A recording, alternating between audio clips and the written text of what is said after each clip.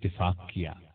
ابو بکر کے بارے میں سیدنا عمر کے یہ الفاظ ہیں: ابو بکر رسول اللہ صلی اللہ علیہ وسلم کے صحابی ہیں، غار کے ساتھی ہیں، یہ تمام مسلمانوں سے زیادہ تمہارے معاملات کے والی ہونے کے حقدار ہیں۔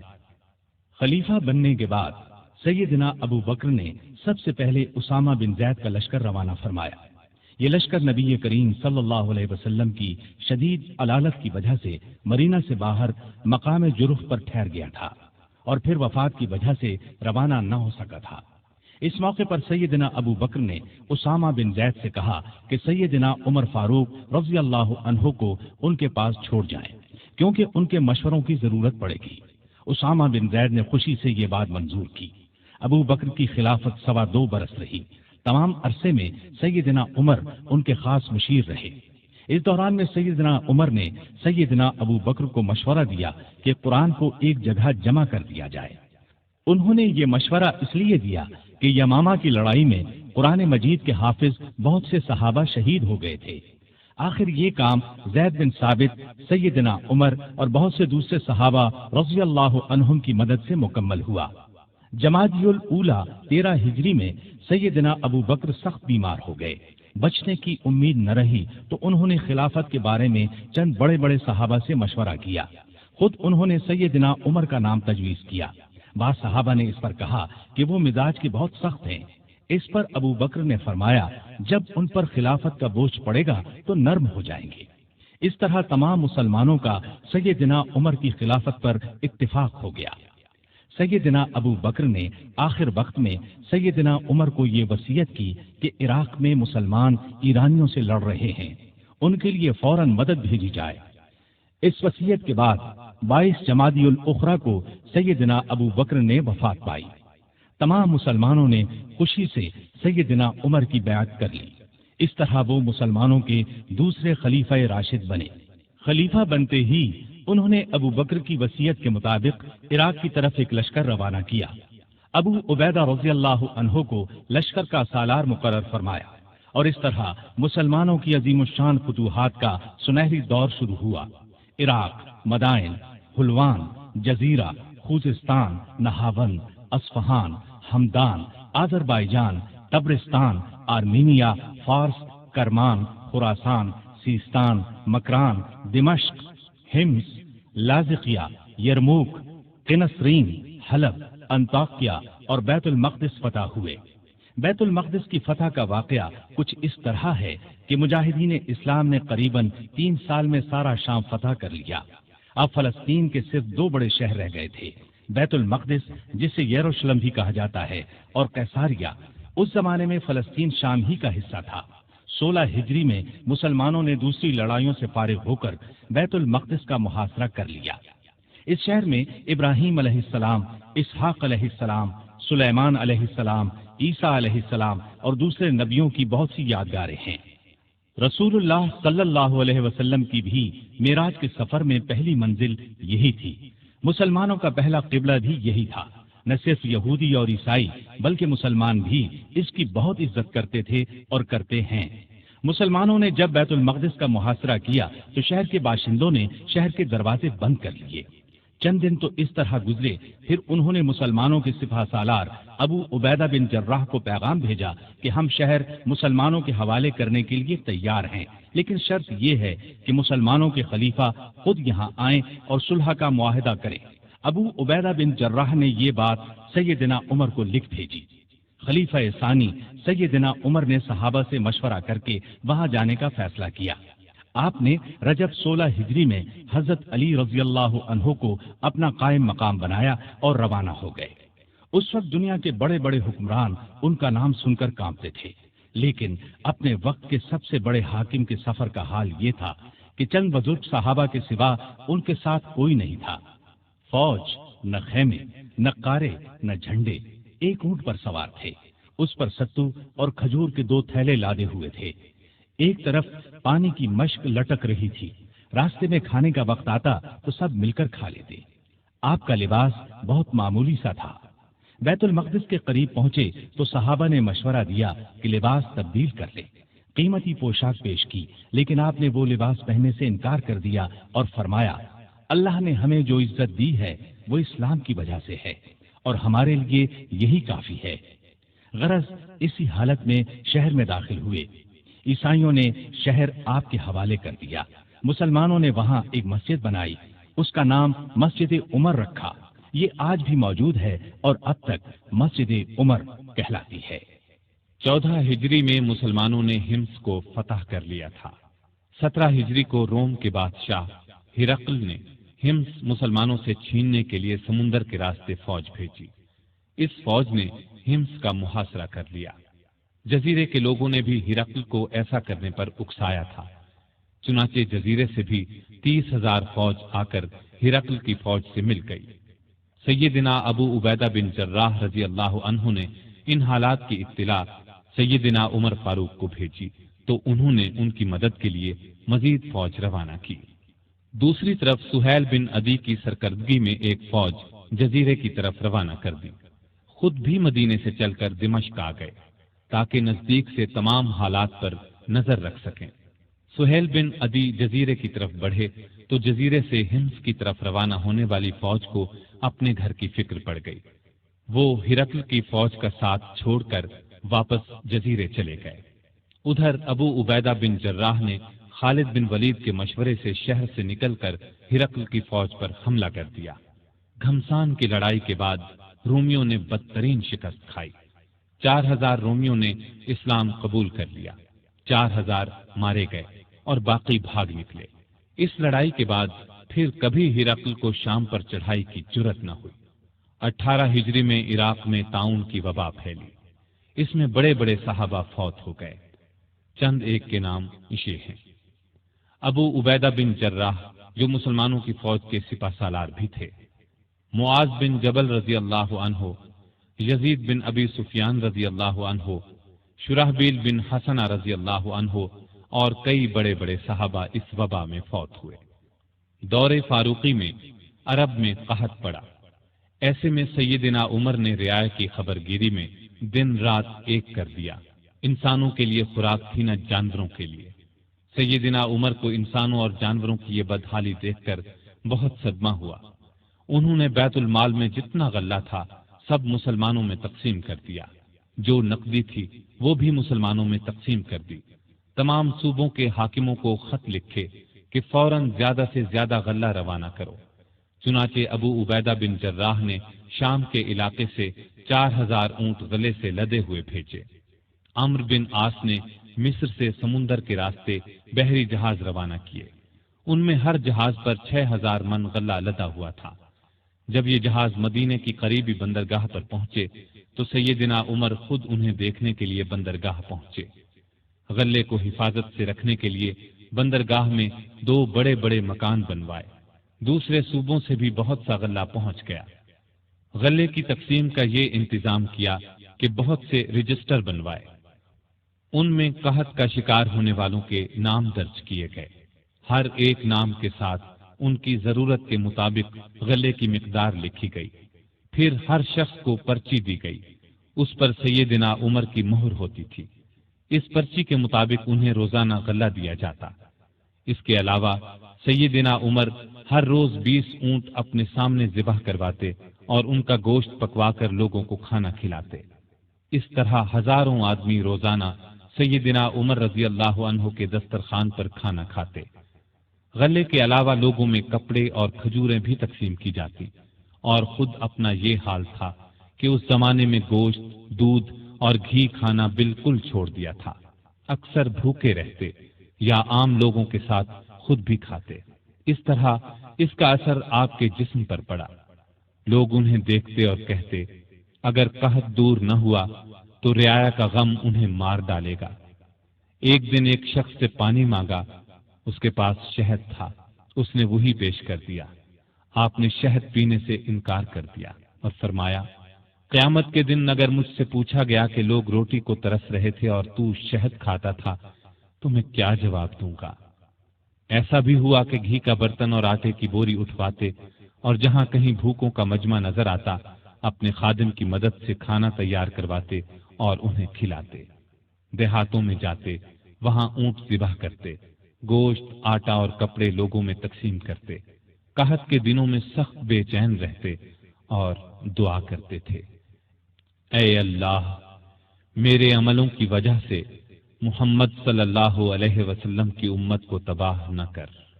لوگوں کا خیال اس قدر تھا کہ فرمایا کرتے تھے، اگر دریائے فرات کے کنارے ایک کتا بھی بھوکا مر گیا تو اللہ کے سامنے مجھے اس کا جواب دینا ہوگا۔ وہ خود اور لوگ رو رو کر بارش کی دعائیں کرتے تھے۔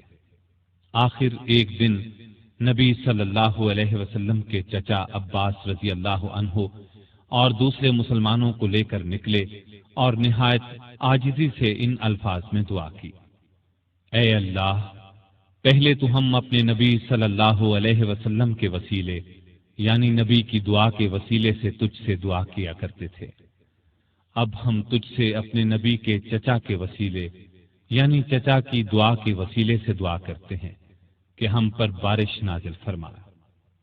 ابھی یہ دعا ہو رہی تھی کہ آسمان پر بادل چھا گئے اور ایسی موسلا دھار بارش ہوئی کہ ہر طرف پانی ہی پانی نظر آنے لگا۔ اس بارش نے خشک کھیتوں میں جان ڈال دی اور قحط دور ہو گیا۔ بیت المقدس کی فتح کے بعد شام میں قیصاریہ کا شہر باقی رہ گیا تھا، اس پر ابھی تک رومیوں کا قبضہ تھا۔ بحیرہ روم کے ساحل پر ایک بہت بڑا شہر تھا۔ یہ مہم امیر معاویہ کے سپرد کی گئی، انہوں نے شہر کو فتح کیا۔ 80,000 رومیوں میں سے بہت کم زندہ بچے۔ اب پورے شام پر اسلام کا جھنڈا لہرانے لگا۔ اس زمانے میں مصر کا ملک بھی رومی حکومت کے ماتحت تھا۔ 18 ہجری میں حضرت عمر نے حضرت عمرو بن عاص رضی اللہ عنہ کو 4000 کا لشکر دے کر مصر روانہ کیا۔ مصر کا حاکم مقوقس تھا، اس نے بے تحاشا فوج جمع کر لی، قلعہ بھی حد درجے محفوظ تھا۔ ان حالات کی خبر عمرو بن عاص نے سیدنا عمر کو دی تو انہوں نے 10,000 فوج اور بھیجی اور ان کے ساتھ بزرگ صحابی زبیر بن عوام کو سالار مقرر کیا۔ ان کے ہاتھ پر قلعہ فتح ہوا۔ اس کے بعد اسکندریہ کی باری آئی۔ اسکندریہ کی فتح کے بعد سیدنا عمر نے عمرو بن عاص کو مصر کا گورنر مقرر کیا۔ دریائے نیل مصر کا ایک بہت بڑا دریا تھا۔ تاریخ میں ہے کہ ایک دن بہت سے مصری عمرو بن عاص کے پاس آئے اور کہا، اس سال دریائے نیل میں پانی بہت کم رہ گیا ہے، ہماری فصلیں برباد ہو رہی ہیں۔ پرانے زمانے سے یہ رسم چلی آ رہی ہے کہ جب دریا میں پانی کم ہو جائے تو ہم ایک مقررہ تاریخ کو ایک کنواری لڑکی چن لیتے ہیں، اس کے والدین کی مرضی سے اسے نہایت قیمتی زیور اور کپڑے پہنا کر دلہن کی طرح بنا دیتے ہیں، پھر اسے دریائے نیل میں گرا دیتے ہیں۔ اس طرح دریا میں پانی چڑھ جاتا ہے، ارد گرد کے تمام علاقے سیراب ہو جاتے ہیں۔ اگر آپ اجازت دیں تو ہم یہ رسم ادا کریں۔ عمرو بن عاص نے کہا، یہ تو بڑی ظالمانہ رسم ہے۔ جواب میں انہوں نے کہا، اگر آپ نے ہمیں یہ رسم ادا کرنے کی اجازت نہ دی تو ملک میں قحط پڑ جائے گا، ہم تباہ ہو جائیں گے۔ عمرو بن عاص نے فرمایا، تم لوگ نادان ہو، اللہ کے حکم کے بغیر دریا میں پانی ہرگز کم یا زیادہ نہیں ہو سکتا۔ اسلام ایسی فضول رسموں کو مٹانے کے لیے آیا ہے۔ میں تمہیں ایک بے گناہ لڑکی پر ظلم کرنے کی اجازت نہیں دوں گا۔ مصری مایوس ہو کر لوٹ گئے۔ اتفاق سے دریا میں پانی کم ہو گیا، لوگ قحط کے ڈر سے وطن چھوڑنے کی تیاری کرنے لگے۔ سیدنا عمرو بن عاص نے یہ سارا قصہ سیدنا عمر کو لکھ بھیجا۔ انہوں نے جواب میں لکھا، الحمدللہ آپ نے مصریوں کو بالکل ٹھیک جواب دیا، اسلام واقعی ایسی فضول رسموں کو مٹانے کے لیے آیا ہے۔ میں ایک خط بھیج رہا ہوں، اس کو دریائے نیل میں ڈال دینا۔ عمرو بن عاص نے خط کو دریا میں ڈالنے سے پہلے اس کی عبارت پڑھی۔ اس کے الفاظ یہ تھے، اے نیل، اگر تو اپنے اختیار سے بہہ رہا ہے تو مت بہہ، اور اگر تو اللہ تعالیٰ کے حکم سے بہہ رہا ہے تو میں اللہ تعالیٰ کے حضور دعا کرتا ہوں کہ وہ تجھے پہلے کی طرح زیادہ پانی کے ساتھ جاری کر دے۔ یہ رقعہ دریا میں ڈال دیا گیا۔ دوسرے دن جب مصر کے لوگ سو کر اٹھے تو انہوں نے اللہ کی قدرت کا عجیب نظارہ دیکھا۔ دریا کا پانی کئی گز اوپر چڑھ گیا تھا، کناروں سے نکل کر ارد گرد کے علاقوں کو سیراب کر رہا تھا۔ اتنا زیادہ پانی اس میں کبھی نظر نہیں آیا تھا۔ یہ نظارہ دیکھ کر ہزارہا مصری مسلمان ہو گئے اور وہ ظالمانہ رسم ہمیشہ کے لیے ختم ہو گئی۔ سیدنا عمر رضی اللہ عنہ کے دور میں اسلامی حکومت 22 لاکھ مربع میل تک پھیل گئی۔ اس میں عرب کے علاوہ عراق، ایران، مصر، فلسطین، بحرین، آرمینیا، آذربائیجان، سیستان وغیرہ بہت سے ملک شامل تھے۔ اتنے بڑے ملک کا انتظام سیدنا عمر نے بہت خوبی سے کیا۔ اسلامی سلطنت کو صوبوں میں تقسیم کر دیا، پھر ہر صوبے کو بہت سے ضلعوں میں تقسیم کیا۔ عام طور پر ایک صوبے میں 10 سے لے کر 20 تک ضلع ہوتے تھے۔ ملک کا انتظام صحابہ کرام رضی اللہ عنہم کے مشورے سے کرتے تھے۔ مشورہ کرنے کے لیے انہوں نے ایک مجلس بنائی۔ اس میں سوجھ بوجھ رکھنے والے بڑے بڑے جلیل القدر صحابہ شامل تھے۔ اس مجلس کو مجلس شورا کہا جاتا تھا۔ اس کے اجلاس مسجد نبوی میں ہوتے تھے۔ ہر صوبے کا ایک گورنر مقرر کیا جاتا تھا۔ خود بالکل سادہ زندگی بسر کرتے تھے۔ یہی ہدایت گورنروں کو تھی۔ عہدے داروں کی نگرانی خود کرتے تھے۔ حج کے زمانے میں چاروں طرف سے آئے ہوئے لوگوں سے ان کے گورنروں کے حالات پوچھتے، لوگ بے دھڑک شکایت کرتے، لوگوں کے سامنے اس قسم کا خطبہ دیتے: لوگوں، تم پر جو لوگ حاکم مقرر کیے گئے ہیں وہ اس لیے نہیں بھیجے گئے کہ تمہیں ماریں پیٹیں اور تمہارا مال چھین لیں، بلکہ انہیں میں اس لیے بھیجتا ہوں کہ وہ تمہیں رسول اللہ صلی اللہ علیہ وسلم کے طریقے سکھائیں۔ اگر کسی نے اس کے خلاف کیا ہے تو مجھ سے بیان کرو تاکہ میں اس کا بدلہ لوں۔ لوگوں کو عام اجازت تھی کہ وہ کسی وقت بھی اپنی شکایت پیش کر سکتے تھے۔ ایک مرتبہ مصر کے ایک غریب شخص نے شکایت کی کہ گورنر کے بیٹے نے بلا وجہ اسے پیٹا ہے۔ آپ نے باپ بیٹے کو بلوا لیا۔ جب دونوں آ گئے تو سیدنا عمر نے اس غریب کو کوڑا دے کر فرمایا: جتنے کوڑے اس نے تمہیں مارے تھے اتنے ہی تم اسے مارو۔ اس غریب نے کوڑے مارنے شروع کیے۔ جب تعداد پوری ہو گئی تو عمر نے فرمایا: اب 2-4 کوڑے گورنر کو بھی مارو، لیکن اس غریب نے ایسا کرنا پسند نہ کیا۔ جزیرے کے گورنر کے بارے میں اطلاع ملی کہ وہ باریک لباس پہنتے ہیں، دروازے پر دربان بھی مقرر کر رکھا ہے۔ آپ نے انہیں فوراً بلوا لیا، ان کے کپڑے اتروا کر بالوں کا بنا ہوا کرتا پہنا دیا اور بکریوں کا ایک ریوڑ منگوا کر انہیں حکم دیا کہ جنگل میں جاؤ اور ان بکریوں کو چراؤ۔ گورنر کا نام ایاز بن غنم تھا۔ وہ رسول اللہ صلی اللہ علیہ وسلم کے صحابی تھے، ایک صوبے کے گورنر تھے۔ اس لیے جب انہوں نے کہا کہ وہ آئندہ ایسا لباس نہیں پہنیں گے تو عمر نے انہیں معاف کر دیا اور عہدے پر واپس بھیج دیا۔ ایاز بن غنم جب تک زندہ رہے موٹا لباس پہنتے رہے، پھر انہوں نے کبھی باریک لباس پہنا نہ دروازے پر دربان رکھا۔ خالد بن ولید رضی اللہ عنہ اسلام کے بہت بڑے جرنیل تھے۔ انہوں نے 20 لڑائیاں لڑی۔ بڑی بڑی حکومتوں کے لشکر ان کے مقابلے میں نہ ٹھہر سکے۔ سیدنا عمر کے زمانے میں جب خالد بن ولید فتوحات پر فتوحات حاصل کر رہے تھے تو عین اس حالت میں عمر نے انہیں سپہ سالاری سے معزول کر دیا۔ جب لوگوں نے وجہ پوچھی تو انہوں نے فرمایا: مسلمان یہ خیال کرنے لگے تھے کہ یہ فتوحات خالد بن ولید کی وجہ سے ہو رہی ہیں، جبکہ فتوحات ہمیں اللہ تعالی کی مہربانی سے ہو رہی ہیں۔ آپ کے زمانے میں چونکہ اسلامی حکومت بہت پھیل گئی تھی، لگاتار فتوحات کی وجہ سے مال غنیمت بھی بہت زیادہ آنے لگا تھا، اس لیے آپ نے 15 ہجری میں بیت المال قائم کر دیا۔ اس میں زکوٰۃ، خراج، جزیہ، مال غنیمت وغیرہ جمع ہوتا تھا اور مسلمانوں میں تقسیم کیا جاتا تھا۔ یتیموں، غریبوں اور بیواؤں کو اس میں سے وظیفے دیے جاتے تھے۔ ضرورت مندوں کو قرض بھی دیا جاتا تھا۔ جنگی ضروریات پر بھی خرچ کیا جاتا تھا۔ آمدنی اور خرچ کے معاملے میں حد درجہ احتیاط کرتے تھے۔ سیدنا عثمان نے ایک دن انہیں چلچلاتی دھوپ میں بھاگتے دیکھا۔ پوچھنے پر انہوں نے بتایا کہ بیت المال کا ایک اونٹ گم ہو گیا ہے، اس کو تلاش کر رہا ہوں۔ بحرین سے ایک مرتبہ مشک آیا، یہ انتہائی قیمتی خوشبو تھی۔ اس کو مسلمانوں میں تقسیم کرنے کے لیے آدمی کی تلاش ہوئی جو یہ کام اچھی طرح کر سکے۔ سیدنا عمر کی زوجہ محترمہ عاتقہ نے کہا کہ یہ کام میں کر سکتی ہوں۔ سیدنا عمر نے فرمایا: نہیں، میں تمہیں اس کی اجازت نہیں دے سکتا، اس لیے کہ تمہاری انگلیوں پر جو مشک لگ جائے گا وہ تم اپنے کپڑوں پر لگا لو گی، اس طرح عام مسلمانوں سے زیادہ تمہارے حصے میں آئے گا۔ ایک مرتبہ بیمار ہو گئے، لوگوں نے علاج کے طور پر شہد تجویز کیا۔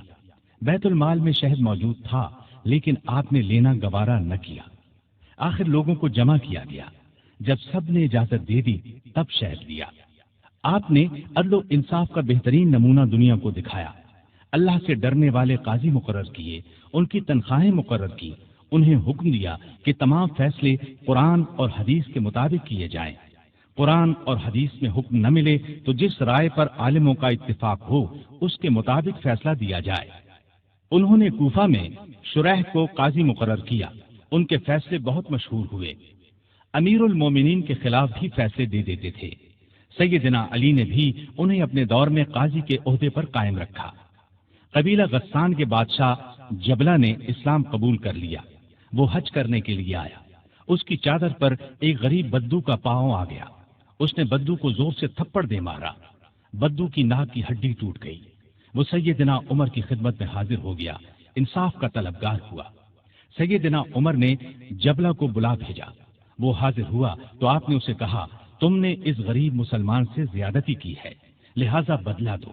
یہ غریب تمہیں اس جگہ تھپڑ مارے گا جس جگہ اس کے منہ پر تھپڑ لگا ہے۔ ہاں، اگر تم اس سے معافی مانگ لو اور یہ معاف کر دے تو اور بات ہے۔ جبلہ نے کہا، مجھے 1 دن کی مہلت دی جائے تاکہ میں غور کر سکوں۔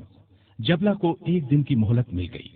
وہ وہاں سے فرار ہو کر شام چلا گیا اور دوبارہ عیسائی مذہب اختیار کر لیا۔ ایک مرتبہ حج کے موقع پر ایک شخص نے گورنر کی شکایت کی کہ اس نے مجھے بے قصور 100 کوڑے مارے ہیں۔ سیدنا عمر رضی اللہ عنہ نے شکایت درست پائی تو حکم دیا، تم بھی اسے 100 کوڑے مارو۔ ایک عیسائی کسان نے شکایت کی کہ اس کے کھیتوں سے مسلمان فوج گزری ہے جس سے اس کا نقصان ہوا ہے۔